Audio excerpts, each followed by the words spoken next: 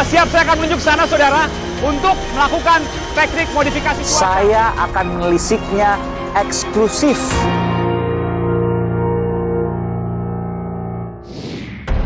Saudara, konvoi yang berbau kampanye khilafah alias kepemimpinan tunggal. Ada satu pertanyaan, ada apa di baliknya?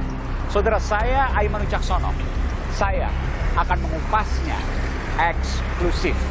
Ikuti di Misteri Konvoi Khilafah. Coba ada kamarana.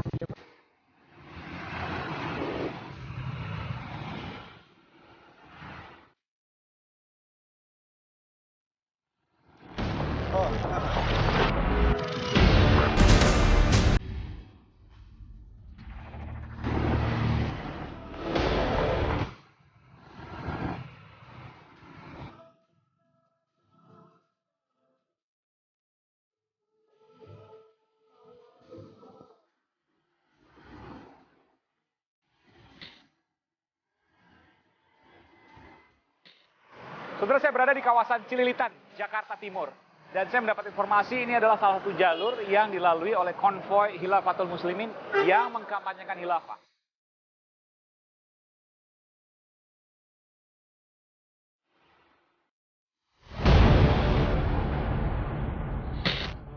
Saudara, saya berada di sebuah tempat di Jakarta Timur, tepatnya di kawasan Cempaka Putih. Dan saya mendapat informasi eksklusif, saudara, bahwa di tempat inilah anggota Khilafatul Muslimin beristirahat. Saya ingin masuk ke dalam, saudara, untuk mengetahui apa yang mereka lakukan.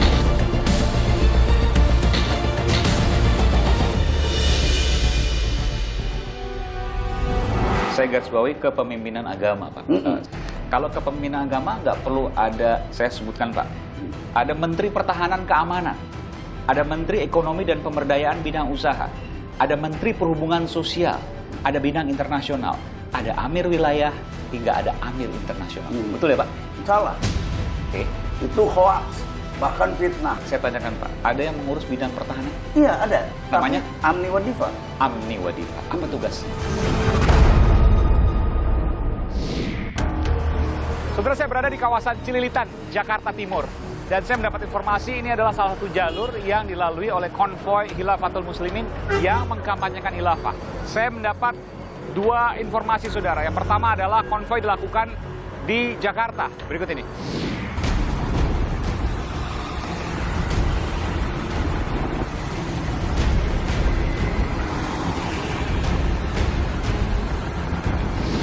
Dan yang kedua, saudara, konvoi juga dilakukan di Jawa Tengah, tepatnya di Brebes.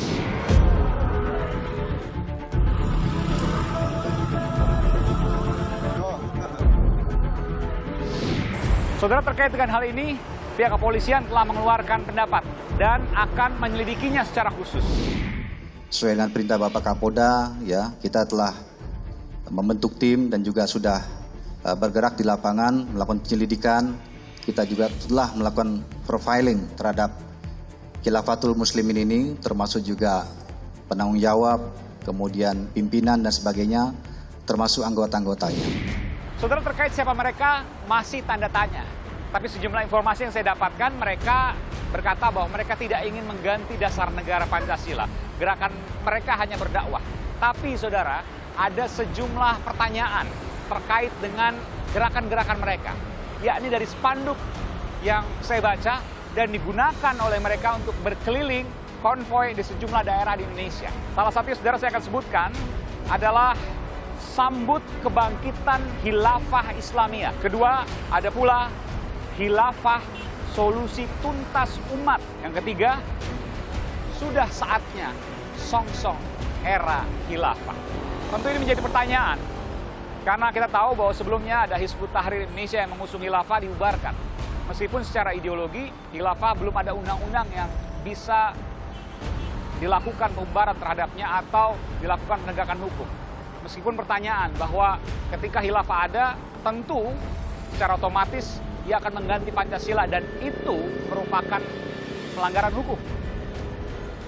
Saudara, yang terjadi saat ini tentu masih tanda tanya. Saya nanti akan mewawancarai salah satu pimpinan dari Khilafatul Muslimin yang melakukan konvoi di Jakarta beberapa waktu lalu.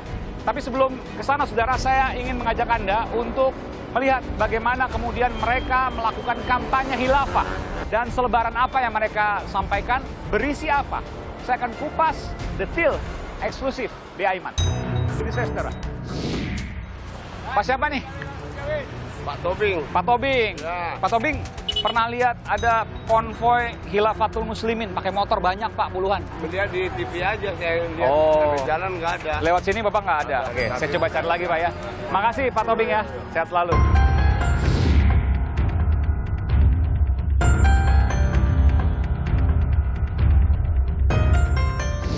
Dan saudara, saya ingin mengetahui siapa sebenarnya kelompok Khilafatul Muslimin ini.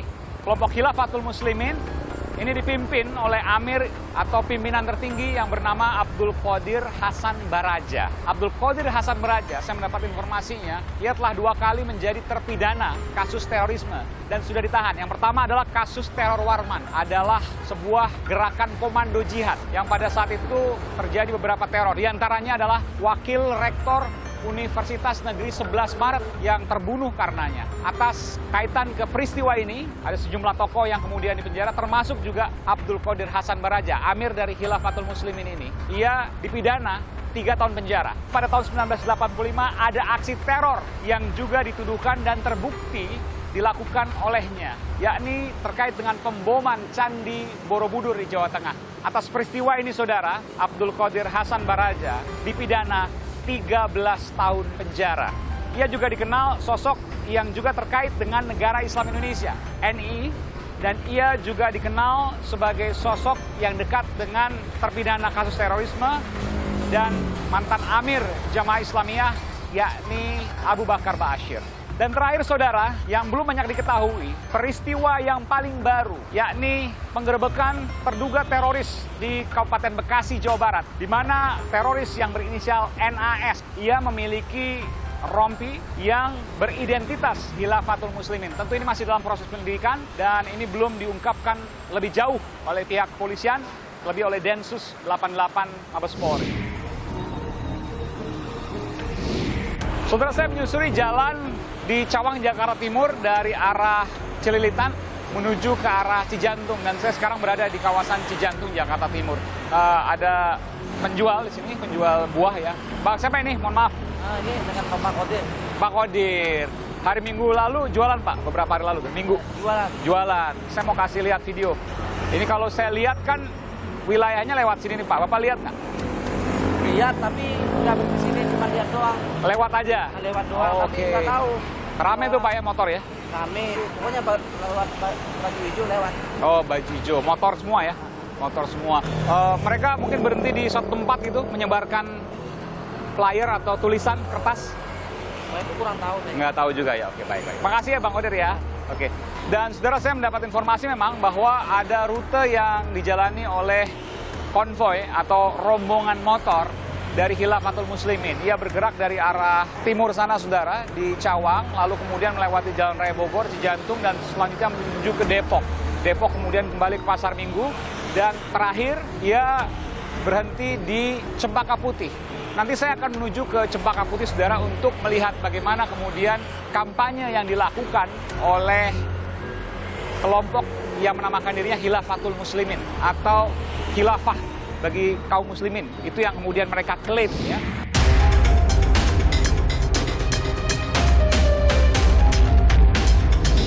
Saudara, saya berada di sebuah tempat di Jakarta Timur, tempatnya di kawasan Cempaka Putih, dan saya mendapat informasi eksklusif, saudara, bahwa di tempat inilah puluhan anggota Khilafatul Muslimin atau mungkin lebih, ia beristirahat sejenak dan kemudian berada di tempat ini untuk melaksanakan ibadah pada waktu itu. Dan saya tidak tahu apa yang dilakukan selanjutnya. Saya ingin masuk ke dalam, saudara, untuk mengetahui apa yang mereka lakukan. Termasuk apakah mereka juga melakukan kampanye kekhilafahan kepada warga masjid di sini misalnya. Tapi sebelum itu saya ingin menyampaikan pada Anda sebuah informasi eksklusif yang saya dapatkan, saudara. Ada sejumlah organ penting yang telah dibentuk oleh gerakan Khilafatul Muslimin. Yang pertama adalah Amir Daulah. Ia yang bertanggung jawab sebagai pemimpin tertinggi internasional lintas negara. Di bawah Amir Daulah ada Amir Umul Qura atau Amir Wilayah. Kemudian ada menteri atau yang mahfum disebut sebagai kepala perhubungan sosial. Ada pula kepala ekonomi dan pemberdayaan bidang usaha. Ada kepala olahraga dan kesehatan. Dan yang paling menyita perhatian, saudara, saya tidak tahu istilahnya, apakah menteri atau hanya kepala, tapi ia yang bertanggung jawab kepada pertahanan dan keamanan. Ada apa di balik ini semua? Karena organ-organ penting mirip sebuah negara, yang saya dapatkan informasi secara eksklusif, dimiliki oleh mereka. Saya akan konfirmasi nanti, benarkah ini semua? Tapi sebelum saya konfirmasi, saya ingin mengajak Anda untuk masuk ke dalam. Saya ingin bertanya kepada pengurus masjid di sini, apa yang terjadi pada hari di mana sejumlah puluhan ya anggota Khilafatul Muslimin berada di tempat ini. Ikuti saudara eksklusif di Aiman. Oh ya saudara, saya ingin menunjukkan pada Anda, saya mendapatkan flyer ini ya, atau selebaran yang berasal dari Khilafatul Muslimin. Ini isinya nasihat dan imbauan, dan di belakangnya adalah maklumat yang bercerita tentang sejarah hingga tujuan dari Khilafatul Muslimin. Ada juga kemudian yang paling terakhir adalah mengajak pada seluruh cendekiawan muslim dan para pakar dimanapun berada untuk berpartisipasi dalam pusat kekhalifahan Islam atau Khilafatul Muslimin. Assalamualaikum. Waalaikumsalam. Iya. Aiman Pak, Kompas TV. Mohon maaf pengganggu yang bisa sholat Jumat. Saya dengar ada sekelompok orang pakai motor ya Pak ya. Saya nggak tahu jumlahnya berapa. Sempat datang ke sini hari Minggu beberapa hari lalu dengan tulisan Khilafatul Muslimin. Betul? Betul. Betul, Oke. ada. Siapa yang terima waktu itu Pak? Waktu itu meminta izin ke saya pas selesai komat, Mohon maaf, Bapak siapa nih? Asror Al-Haytami, Asro Al-Haytami Ya. sebagai imam rawatib di oh, sini. imam tetap di sini ya. Oke, gimana Pak? Selesai komat, nah mereka itu datang minta izin kita ikut sholat jamaah. Oke. Setelah Gimana sholat- ngomong itu Pak? Pak, mohon izin ya Pak, kita numpang sholat jamaah sebentar. Ya namanya kita pelayan umat, kita persilahkan dong. Oh, oke. Terus setelah itu saya keluar, beliau bilang, Pak, saya numpang istirahat sebentar ya. Saya jawab, silahkan nggak apa-apa. Tapi kalau bisa jangan lama-lama, itu kan. Kenapa Kedua, bilang jangan lama Pak? Kalau Karena Bapak makan-makan di sini, Oke. kalau bisa selesainya dirapihin lagi ya Pak. Udah, hanya itu yang bicara saya ke jamaah itu. oh, kenapa Pak bilang jangan lama-lama? Kayak saya melihat Bapak agak nggak nyaman nih. Kenapa? Ya karena yang pertama tidak ada izin dari pengurus. Yang kedua kita kaget juga karena itu jamaah kok baju hijau semua gitu. Semacam dalamnya oke. putih. Gamis luarnya gitu? hijau. Ya, kayak gamis. Terus Itu. hijau-hijau gitu ya. Hmm. Motornya juga hijau. Enggak, motornya sih macem-macem. Tapi ada tulisannya itu. Oke. Tulisan apa ya? Khilafatul Muslimin. Iya. Allahu Kekhalifahan alam. Islam gitu. Kita nggak ngerti gitu. Belum pernah dengar juga sebelumnya. Belum pernah. Memang banyak sekali mereka Pak. Banyak Pak. Banyak. Ada berapa orang Pak? Di saat kita sholat berjamaah, Iya. Sampai kalau mana nggak mungkin masih salah ingat? kita campur sama jamaah Iya. biasa. Berapa saf itu? Sekitar sampai sab inilah. Sini ya, 1, 2, 3, 4, 5. Biasanya kalau sholat zuhur biasa berapa saf Pak? Paling ada 2 sab, ada 2 saf. 1 sab. 1 saf. Oke lah katakanlah 2 saf. Berarti 3 saf sendiri itu dari mereka. Sekitar 90-100 orang berarti itu Pak ya? Kurang lebih. Puluhan motor. Laki-laki semua. Laki-laki semua. Saya menunjukkan Pak, karena saya dapat juga eksklusif Pak. Sempat juga diberikan ini Pak, flyer atau selebaran ini. Saya tidak menerima itu. Oke. Tidak dikasih. Lalu kemudian disampaikan mungkin dalam tanda kutip ya versi mereka, dakwah ke Bapak. Nggak ada. Kalau ke jamaah lainnya yang biasa sholat di sini tapi bukan bagian dari mereka, apakah mereka juga berinteraksi, ngobrol? Tidak. Tapi Bapak tahu khilafah itu apa ya? Saya kurang paham. Kurang paham. Kepemimpinan tunggal Pak, yang mungkin melepaskan batas-batas negara, jadi nggak ada negara lagi gitu ya. Pemimpinnya internasional, Indonesia mungkin nggak ada, Pancasila nggak ada. Bapak setuju nggak? Kalau gitu mah nggak setuju atuh. Hancur nanti negara. Oke, baiklah. Terima kasih Pak.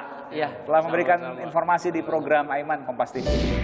Saudara, saya berada di sebuah perkampungan di wilayah DKI Jakarta. Saya ingin menuju ke sebuah tempat di mana ia adalah pimpinan atau amir dari Khilafatul Muslimin wilayah Jakarta Raya. Saya mencoba untuk mencari tahu kanan dan kiri siapakah ia.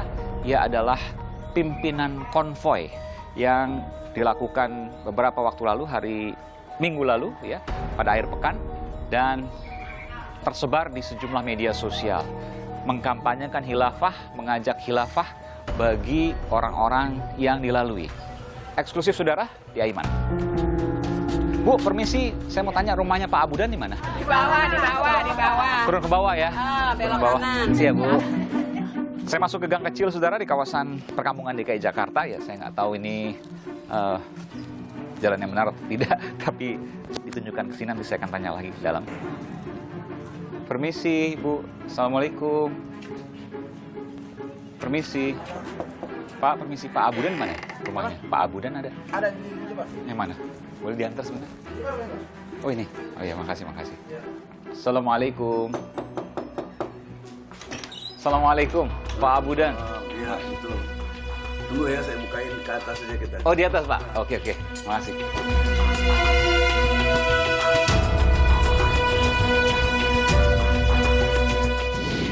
Waduh, apa kabar, Pak? Baik. Ini Pak Abudan, Muhammad Abudan. Betul. Pak Abudan adalah amir atau pimpinan Khilafatul Muslimin di wilayah DKI Jakarta. Jakarta Raya. Jakarta Raya, mana aja tuh Pak Jakarta Raya? Jakarta, Tangerang, Serang, dan sekitarnya. Oke.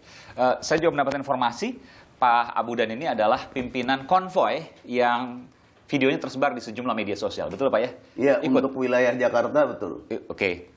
Bapak ikut juga tuh, naik motor tuh? Ikut. Berapa orang Pak biasanya Pak? Kalau yang kemarin 68 orang. Banyak juga. Tahun lalu 78 sampai 81. Oke. 2 tahun lalu 105 orang. Itu dilaksanakan setahun berapa kali? Kalau sekarang setelah tahun 2020 ini 4 bulan sekali. Berarti setahun 3 kali. Dan mengkampanyekan khilafah. Iya. Mau mengganti Pancasila Pak? Enggak. Nggak mengganti Pancasila? Enggak sama sekali. Khilafah kan sistem yang berbeda dengan sistem ideologi Iya, Pancasila yang iya. ada di negara kita, NKRI. Khilafah adalah sistem tunggal, kepemimpinan tunggal yang dipimpin oleh seorang amir internasional. Betul ya Pak? Ini yang salah kaprah, orang beranggapan khilafah sama dengan negara. Itu intinya tuh di sini. Kan ada satu pemimpin tunggal, negara-negara jadi satu. Iya, Lalu di mana negara-negara Indonesia, Malaysia, itu nggak ada lagi nanti. tetap ada. Oke, itu Ada satu kepemimpinan agama di seluruh dunia. saya garis bawahi kepemimpinan agama, Pak. Kalau kepemimpinan agama nggak perlu ada, saya sebutkan, Pak.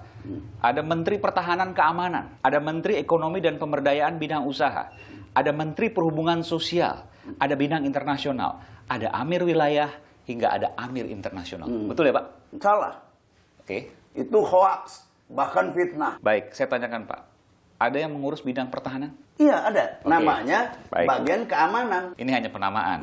Saya menggunakan apa yang kemudian istilah umum. Tapi bahwa ada yang mengurus pertahanan keamanan. Iya. Namanya? Tapi Amni Wadifa. Amni Wadifa. Apa tugasnya? Tugasnya kalau misalnya ada kegiatan, dia yang pengamanan. Dia yang menjaga. Kayak konvoy kemarin misalnya. Apa tugas dia? Nggak ada. Dia ikut aja dalam. Ikut aja. Dia punya anggota juga. Iya, dia punya anggota. Kalau untuk di wilayah Bapak misalnya Jakarta Raya. Bapak punya anggota berapa nih total? Seluruh wilayah Jakarta Raya 420, yang 400. aktif 205, 206. Oke, dan Amni Wadifa tadi, saya sebutkan bahasa saya ini Pak, Menteri Pertahanan Keamanan, ya kan? Tapi kalau menteri keliwat besar. Oke, saya ganti Ya, deh. Oke, Kepala Bidang Pertahanan Keamanan. Anggotanya berapa itu? kurang dari 10. Oke, kalau saya bayangan saya nih Pak, pertahanan keamanan berarti harus ada latihannya dong Pak. Nggak ada. Jangan-jangan nggak tahu soal bidang pertahanan keamanan? Nggak tahu memang. Kenapa Sampai sekarang nggak tahu. Yang penting ya itu, dalam skop kecil dia tugasnya ribat. Ribat tuh artinya piket. Ya. Nah, piket di maktab, di kantor. Iya. Terus kalau ada kegiatan, dia yang jaga. Kalau Dalam tanda kutip Pak ya, saya bilang tanda kutip Pak. Menteri Ekonomi, kepala bidang ekonomi, apa tugasnya? Kalau Menteri Ekonomi nggak ada, tapi Iya. kalau Baitul Mal yang Iya. mengumpulkan zakat, infak, sodako ada. Dari mana tuh Pak? Dari anggota saja? Dari anggota saja. Oke, untuk operasional dan lain sebagainya. Iya. Ini ada di wilayah. Di Indonesia beda lagi. Ada kepala bidang Iya. ekonomi sendiri. Kalau Amir internasional ada Pak? Nggak ada, itu yang Khalifah Ustadz Abdul Qadir Hasan Baraja. Dan Khilafatul Muslimin ini hanya ada di Indonesia saja. Tidak, ada di berbagai negara juga. Ada di berbagai negara. Tapi personal. Namanya Khilafatul Muslimin juga. Iya, anggota Khilafatul Muslimin di Malaysia, anggota Malaysia. Khilafatul Muslimin di Australia, Australia. anggota Khilafatul Muslimin di Bosnia, anggota Khilafatul Muslimin di Afrika, saya lupa tuh di mana gitu. Iya, tadi Bapak sebutkan ada di berbagai negara. Artinya ada pimpinan paling tinggi dong Pak. Yaitu Ustadz Abdul Qadir Hasan Baraja. Seluruh dunia ini Iya, di Lampung, iya, betul. Indonesia. Iya. Jadi Khilafatul Muslimin lahirnya di Indonesia. Iya, didirikan di Indonesia. Tahun 97? Betul. Total semuanya berapa Pak? Kurang lebih 20 ribuan. Saya harus menyebutkan juga, apakah Bapak juga tahu dan anggota yang lain juga tahu bahwa Pak Abdul Qadir Hasan Baraja pernah terlibat kasus terorisme. Tahu. Teror Warman waktu itu komando jihad Pak tahun 1979. Lalu kemudian ada lagi pengeboman bom Borobudur. Sudah ditahan 3 tahun. Yang pertama, yang kedua 13 tahun. Dan terkait dengan negara Islam Indonesia. Dan juga merupakan kawan dekat dari Abu Bakar Ba'asyir yang juga terpidana kasus terorisme. Iya, betul. Jadi Amir Bapak, Khalifah Bapak adalah orang yang pernah menjadi terpidana kasus terorisme. Betul. Anggota nggak ada yang terganggu Pak? Nggak ada yang terganggu. Karena dulu Imam Bonjol juga terorisme. kan melawan penjajah Pak. Iya. Jadi Indonesia menjajah. Ya, pokoknya itulah asumsinya. Nggak, saya harus tanyakan dulu. Kalau dulu Imam Bonjol dianggap terorisme oleh Belanda. Iya. Sekarang Jadi tergantung Khalifah Bapak. siapa yang berkuasa bikin stempel terhadap Oke. dia. Oh, Sekarang dia radikalis, Khalifah Bapak. ini teroris gitu. Ya, sekarang Khalifah Bapak dipidana oleh negara Indonesia. Artinya negara Indonesia penjajah. Tapi Kan saya mau tanya. bilang bahwa itu adalah penguasa. Jadi penguasa ini dia membuat keadaan kayak gitu. Dan sudah dibuktikan lewat pengadilan, karena itu kan berbeda antara pemerintah dan pengadilan. Beda, dua hal yang berbeda, Pak. Dia negara, tapi berbeda institusi. Iya, tapi dalam negara yang presidensil, Iya. kepala penyelenggara pemerintahan tertinggi itu ada di presiden. Betul. Walaupun dia terpisah, tapi tetap penyelenggaranya adalah presiden. Maksud Bapak kepala negara mungkin? Iya. Betul, tapi kepala negara Iya, betul. tidak bisa Ada legislatif, eksekutif, yudikatif. tidak bisa mengintervensi peradilan. Itu yang kemudian terjadi. Teorinya. Oke. Iya, Bapak teori. punya bukti soal itu? Oh, banyak. Contohnya? Nggak usah disebutkan di sini. Tapi yang jelas gini, yang ingin saya sebutkan, bahwa Abdul Qadir Hasan Baraja dianggap salah. Oke. Oleh negara Indonesia, harus Iya. digarisbawahi, Pak. Ya, oke. Oleh negara. Sudah menjalankan hukuman. Iya. Tidak dapat remisi. Oke. Sekarang dia sudah bebas. Terus mau dianggap bersalah juga? Ya terserah. Satu. Oke. Tapi yang jelas, dari tahun 1997 sampai sekarang, tolong kasih tahu ke saya, mana pernah dia melakukan tindak terorisme? Nah, begini Pak, kalau saya harus tanyakan, di Indonesia saja misalnya ada calon presiden misalnya entah siapapun, dia pernah katakanlah terlibat terorisme, pasti nggak akan kepilih itu. Nah, kalau kaitannya dengan itu, jadi yang namanya hukum itu, yang produk manusia itu dapat dikutak-atik lah. Tapi yang jelas kalau hukum dalam arti Islam, dia kalau sudah melaksanakan hukuman sesuai dengan syariat, maka dia dianggap telah melunasi kesalahan. Oke, baik. Posisi Khilafatul Muslimin terhadap Pancasila bagaimana? Mengubah Mengakui. dan ingin mengubah? Enggak. Sama sekali. Sama sekali. Bahkan pemimpin kami, Khalifah, Ustadz Abdul Qadir Hasan Baraja bilang apa?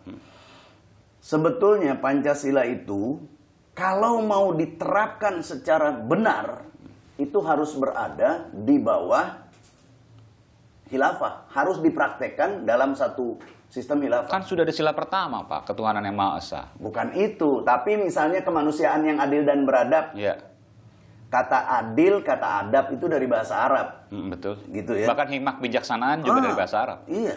Iya. Semuanya. Jadi artinya sekarang kita bicara real aja. Udah nggak dipraktekkan kemanusiaan yang adil dan beradab. Iya, semua banyak tentu ada pro dan kontra, pasti Iya. ada kekurangan. Yang jelas bukan Khilafatul Muslimin yang bicara. Iya. Bahwa sekarang sudah jelas nyata di Indonesia dengan berbagai kasus, hukum itu tajam ke bawah, tumpul ke atas. Dan Bapak ingin memperbaiki itu tanpa mengubahnya. Saya harus sampaikan. Iya.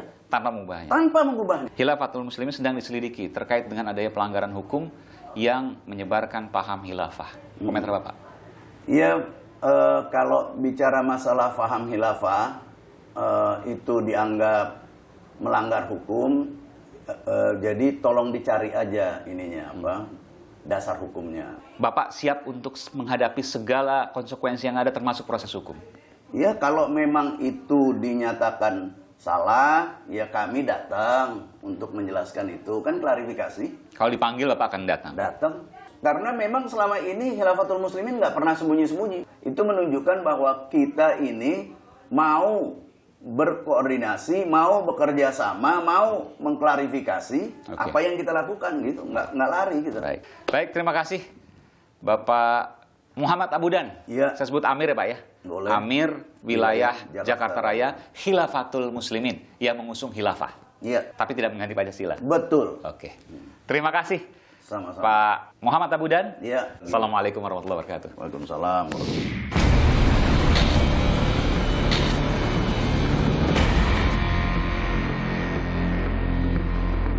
Iya, intinya khilafah itu nggak boleh di Indonesia.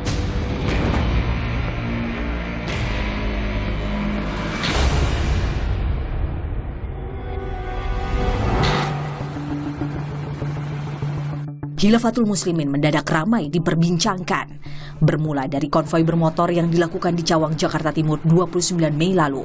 Arak-arakan dengan atribut khilafah ini menyita perhatian.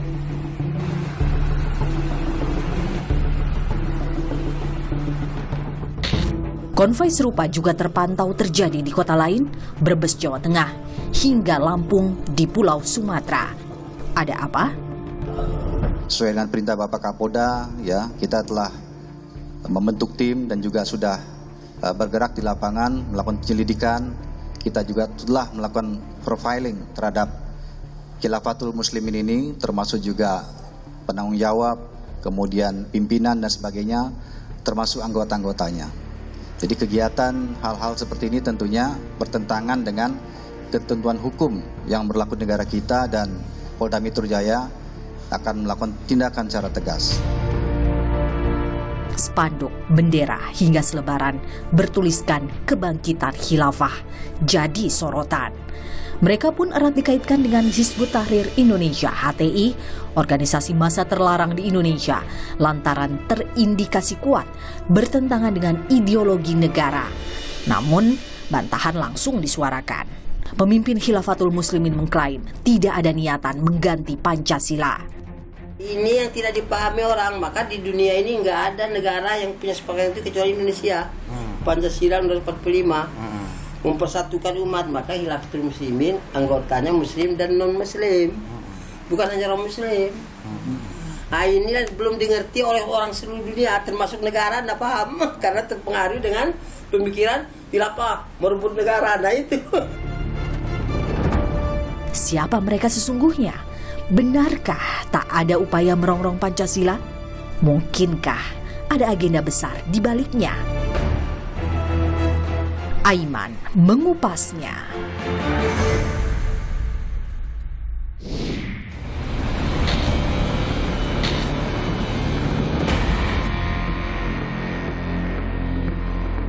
Iya, intinya khilafah itu nggak boleh di Indonesia.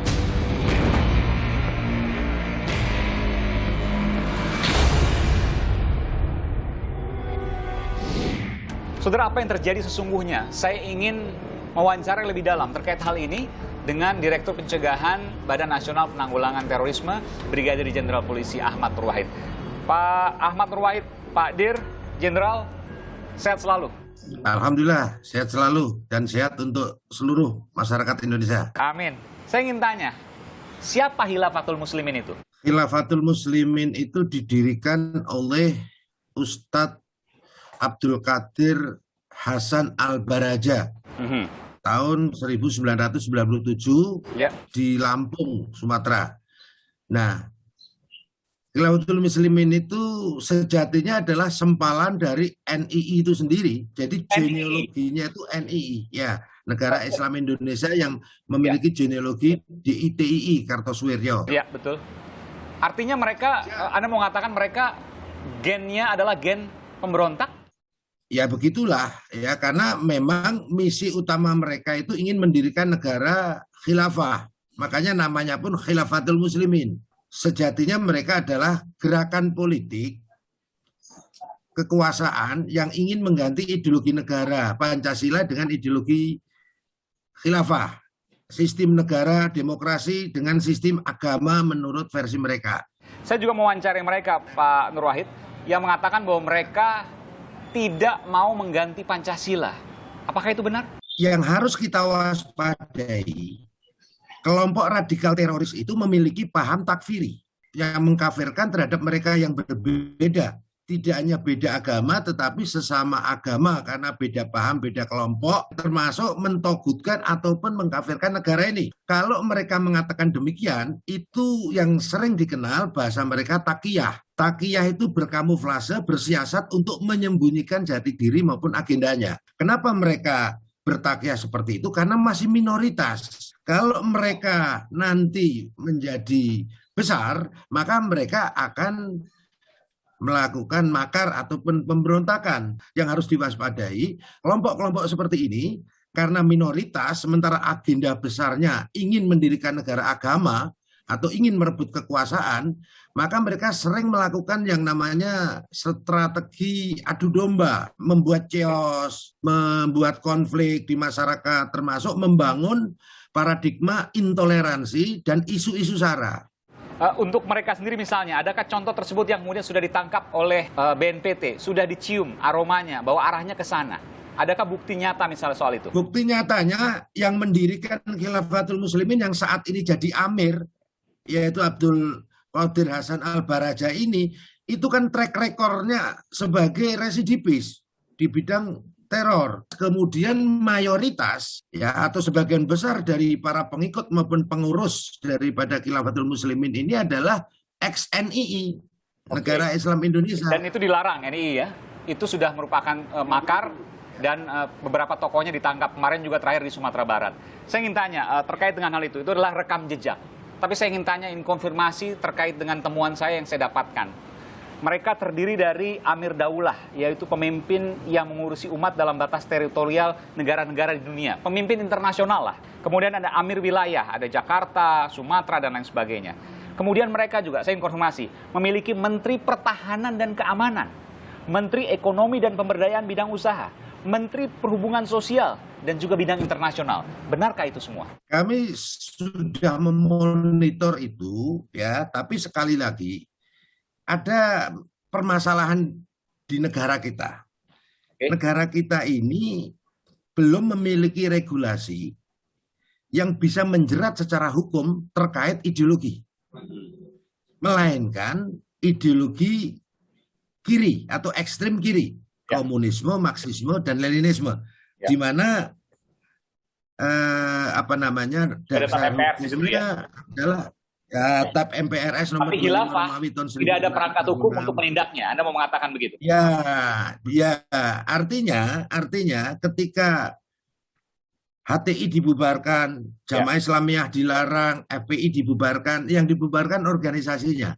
Tetapi ideologinya masih bebas dipropagandakan oleh mereka. Ini yang menjadi permasalahan. Nah, sekarang pertanyaan Aiman, terus apa tindakan aparat dan lain sebagainya? Karena belum ada regulasi yang melarang semua ideologi ini, maka aparat terutama kami di BNPT sebagai lembaga non-kementerian di bawah pemerintah atau di bawah presiden yang bertugas mengkoordinasikan segenap kementerian lembaga terkait maupun stakeholder terkait, ya, baru mendalami, mengkaji, ya, secara konstruksi atau konstruksi hukumnya baru kita kaji. Apakah peristiwa yang dilakukan Khilafatul Muslimin ataupun organisasi masyarakat Khilafatul Muslimin itu ada unsur-unsur pidana atau unsur-unsur pelanggaran hukumnya atau tidak. Tapi kalau berdiri sendiri aspek ideologinya, kita belum memiliki regulasi. Tapi mungkin dengan tindakannya mereka membawa bendera, mungkin dengan undang-undang ormas, mungkin dengan undang-undang bahasa lambang negara maupun simbol-simbol negara, atau mungkin dengan yang lainnya. Kita sedang mengkoordinasikan ya untuk mengkaji hal ini untuk bisa melakukan tindakan-tindakan secara proporsional sesuai aturan yang ada. Baik, terima kasih Brigadir Jenderal Polisi Ahmad Nur Wahid, Direktur Pencegahan Badan Nasional Penanggulangan Terorisme. Terima kasih atas informasinya, Jenderal. Selamat malam, sehat selalu. Terima kasih. Assalamualaikum. Saudara, saya ingin mengupas kembali dengan Direktur Eksekutif Jaringan Moderat Indonesia, Islah Bahrawi. Gus Islah, sehat selalu. Siap, Mas Aiman. Apa kabar, Mas?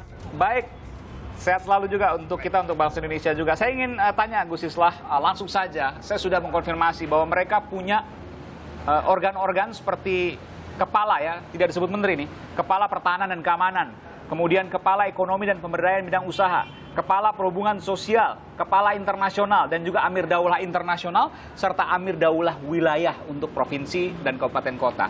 Apa komentar Anda? Ini adalah tipologi dari bagaimana sebuah kelompok, dari sebuah enklave dengan kepentingan-kepentingan politik, dia ingin membangun struktur negara dalam negara. Ini biasa sebenarnya. Ya. Ini sebenarnya adalah memang upaya-upaya mereka yang bergerak di bawah permukaan. Dan ini lazim sebenarnya. Memang lazim dilakukan oleh ini wajar, banyak. Ya? Wajar. Memang wajar versi wajar arti. Ya, wajar secara ilegal sebenarnya. Ini wajar banyak sekali. Ini kan Oke. Iya. Tapi permasalahannya mereka mengakui bahwa kita nggak ganti Pancasila kok. Kita tunduk terhadap Pancasila, kita hanya bergerak di bidang agama. Tidak lebih dari itu. Mereka kan mengatakan begitu setelah heboh sekarang, dan beberapa personil mereka kan sudah diperiksa oleh polisi, terutama dimulai oleh Polres Brebes hari ini. Nah, mungkin ya dari pemerintahan pusat, tanda kutip, dari Abdul Qadir Hasan Baraja sendiri sudah mendengar bahwa banyak personil mereka itu yang diperiksa polisi, sehingga kemudian mereka berusaha bertakiah.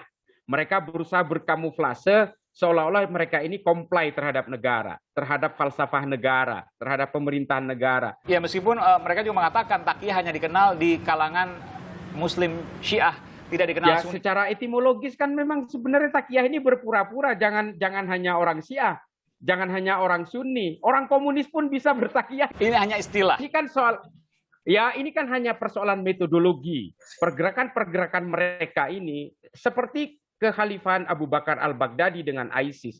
Setelah mereka menemukan momentumnya dan juga kekuatan-kekuatan masif dengan persenjataan dan sebagainya, mereka baru melakukan eskalasi gerakan-gerakan di atas permukaan. Ketika di bawah permukaan, pasti bertakiah. Semua apakah seperti mungkin itu. Mereka sampai kemudian ke gerakan persenjataan? Apakah itu tidak berlebihan menurut Anda? Banyak sekali organisasi-organisasi yang membentuk enklave di dalam negara, membangun struktur negara dalam negara, itu yang memang pada akhirnya berada pada tingkat fase terakhir yang bernama gerakan-gerakan bersenjata, gerakan-gerakan melakukan perlawanan. Ini kan sama seperti pola-pola gerakan 1400 tahun lalu dari kelompok Khawarij yang selalu berusaha membangun enklave tersendiri di dalam satu daulah wilayah. Taliban itu juga bagian dari kelompok-kelompok yang tadinya bergerak di bawah permukaan, lalu muncul ke atas permukaan melakukan revolusi merangkak. Nah, ini kan memang salah satu kelemahan dari jaringan organisasi sejenis Khilafatul Muslimin ini, ya, di Indonesia itu memang sulit menemukan momentum revolusionernya. Mereka kesulitan. Nah, ketika momentum itu tercipta, entah dengan kondisi apapun, mereka akan tampil ke atas permukaan. Kalau ini Anda katakan, maka saya membaca ini sebagai bahaya laten ke depan. Komunisme, Leninisme, Marxisme sudah dilarang, dan itu ada undang-undangnya lewat TAP MR. Pertanyaan saya, kenapa kemudian polisi atau penegak hukum yang lain tidak cepat bergerak ketika menganggap bahwa ini adalah bahaya laten yang bisa memunculkan bahaya di depan ketika mereka besar? Ini memang salah satu kelemahan kita, karena memang undang-undang kita ini kan masih pada taraf preventive strike, masih belum kepada preemptive strike.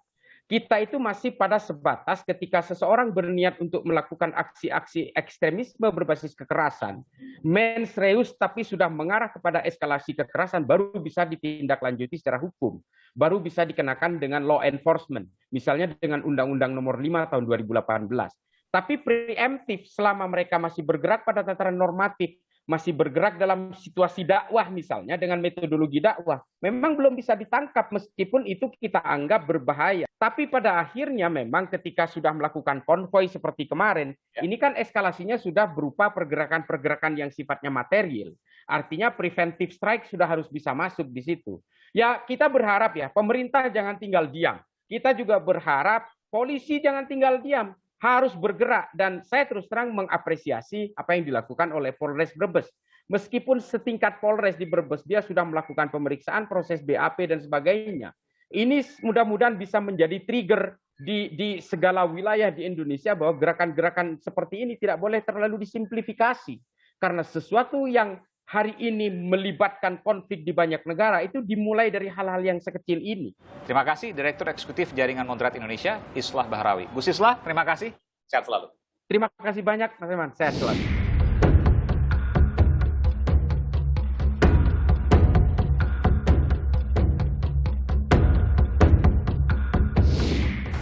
Saudara, status negara sudah final.